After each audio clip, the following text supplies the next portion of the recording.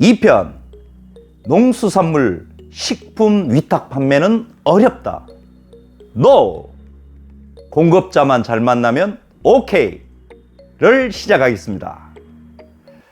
안녕하세요, 천아저씨입니다. 지난번 방송에서 농수산물과 식품을 위탁 판매로 판매를 처음 시작하시는 분들을 위해서 농수산물과 식품을 왜 팔아야 하는지 말씀을 드렸습니다. 1편 못 보신 분들은 여기 위쪽에 있는 링크 클릭하셔서 보시고 2편을 보시면 이해하는 데 도움이 될 거예요. 자, 그러면 1편에 이어서 2편 또 시작하겠습니다. 자, 그럼 공급자를 선정하는 기준은 무엇일까요? 4가지 정도로 우리가 좀 추려볼 수 있는데요. 첫 번째, 품질. 두 번째, 물량 확보. 세 번째, 가격 경쟁력. 네 번째, 포장과 배송 시스템입니다. 우리가 공급자를 선택할 때 적어도 4가지 정도의 공급자 선정 기준을 잡으면 좋을 것 같아요.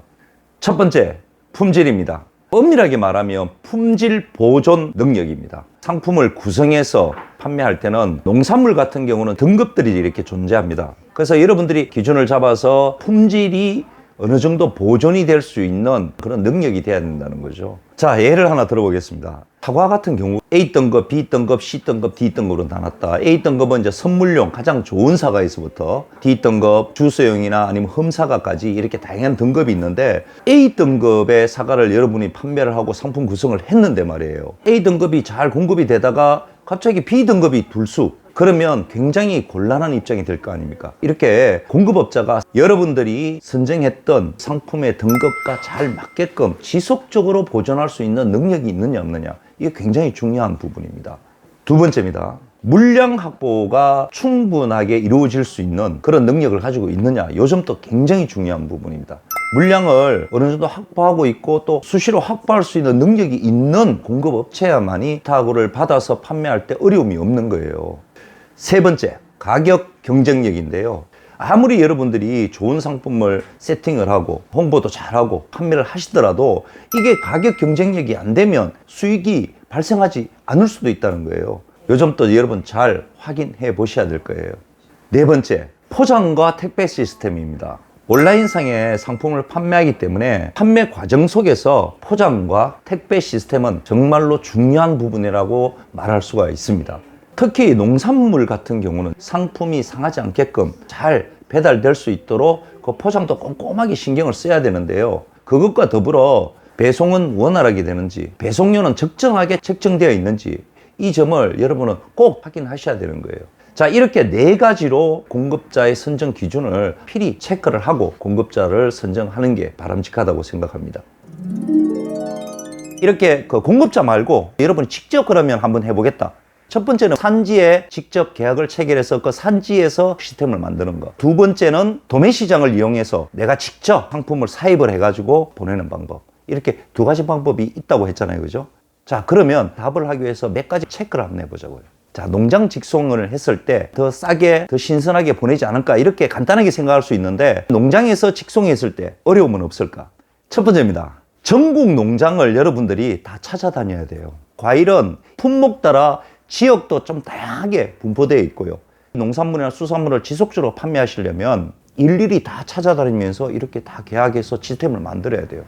이게 너무 어렵습니다.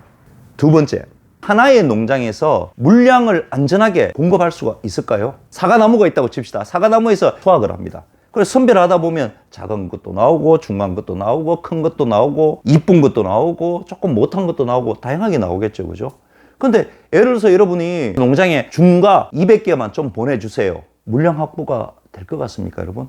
그 농장에서 중가만 싹 빼서 여러분 주고 나머지는 자기들이 처리할 것 같아요. 그러면 이 200개를 확보하려면 전체를 다 확보를 해서 그 중에 이 중간 거를 뽑아야 되는데 이게 농장에서는 불가항력이에요. 그러니까 이렇게 물량 확보에 어려움이 있다는 거예요. 이 점 분명히 체크하셔야 돼요. 세 번째입니다. 배송료, 포장 방법이에요. 포장과 배송 시스템이 각 농장마다 다 갖춰져 있는가, 이 부분도 한번 검토를 하셔야 된다는 거예요. 이 농장에서 직거래로 위탁 판매를 한번 해보겠다 하시면 그거 제가 말리시는 거 아니거든요. 3가지 조건은 한번 체크해 보시고 결정을 하시라는 거예요. 자, 이제 두 번째입니다. 도매 시장을 이용해서 직접 사업에서 판매하는 것은 어렵나요? 그런데 이 부분 또 세밀하게 한번 보자고요. 첫 번째가 뭐냐면 대량으로 구매를 해야 한다. 도매 시장의 경매 시스템은 과수별로 일괄적으로 경매를 많이 합니다. 그래서 한 품목이 5박스일 수도 있고 10박스일 수도 있고 100박스일 수도 있습니다. 내가 원하는 물건 아니면 가격이 맞는 물건을 하려면 그 품목 다 가져와야 돼요. 그래서 품목에 따라서 물량을 대량으로 가져와야 되기 때문에 처리하는데 굉장히 어려움이 있습니다. 그 다음 두 번째입니다. 가격 경쟁력 확보하기가 어렵다는 거예요. 도매 시장의 상품의 경매 가격은요, 똑같지가 않습니다. 똑같은 농사꾼은 때 똑같은 사과가 올라왔는데도 어제는 10,000원 했다가 그 다음날 15,000원이 될 수도 있고요. 그 다음날 5,000원이 될 수도 있어요. 이 흐름이 매일매일, 정말로 매일매일 다 틀려요. 여러분 예를 들어서 10,000원을 기준을 잡아서 가격을 결정해서 상품을 올렸다고 칩시다. 주문이 들어왔어. 근데 그 다음날 갔더니 15,000원이야. 어떻게 하실게요? 이렇게 가격이 들쑥날쑥하기 때문에 여러분이 가격 경쟁력에서 어려움이 있는 거예요. 세 번째입니다. 내가 어떤 상품을 봤을 때 등급을 매줄 수 있는 능력이 되느냐는 거예요. 또 하나, 그게 가치, 가격을 짐작할 수 있는 정도의 능력은 돼야 된다는 거예요. 경매할 때 막 얘가 내가 20,000원 딱 이 상품은 때려가 내가 확보를 딱 했어요. 그런데 딱 돌아서서 경매 끝나고 딱 보니까 이건 10,000원짜리 밖에 안 돼요. 이걸 우리말로 해가지고요, 보통 뒤통수 맞는다 그러거든요. 예. 진짜 20년씩 30년씩 경험 있는 분들도 이런 경우가 많아요. 근데 하필이면 여러분 초보인데 가서 그거를 제대로 보실 수 있겠어요? 이런 어려움이 있는 거예요. 그렇게 여러분이 이 도매 시장을 이용해서 하실 때에는 이런 부분들도 여러분 고려를 하셔야 된다는 거예요. 자, 그러면 정말 나에게 맞는 베스트 공급자는 어떻게 선정해야 될까요? 그러기 위해서는 사전에 여러분이 먼저 준비해야 될 4가지 지금 말씀드릴게요. 첫 번째입니다. 나의 스토어에 맞는 기준을 만들으셔야 돼요. 그럼 이 기준을 어떻게 만드셔야 되나요? 시장 조사 필수입니다, 여러분. 트렌드를 파악하셔야 돼요.